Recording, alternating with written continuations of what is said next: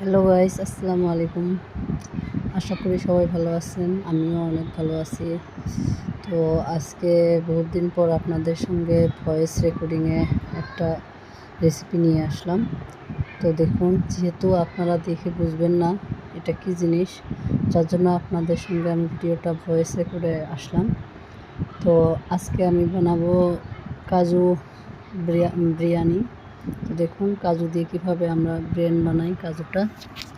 তো তার সাথে ভাজিও আছে।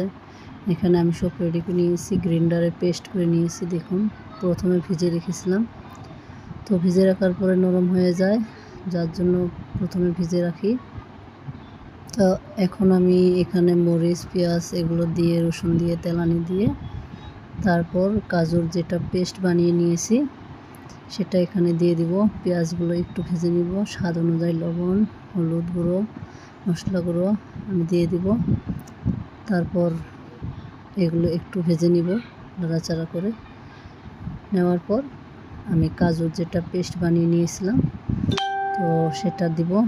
দেখুন মজার একটা রেসিপি, আপনারা চাইলে ট্রাই করতে পারেন। ভিডিওটি ভালো লাগলে অবশ্যই লাইক কমেন্ট করবেন।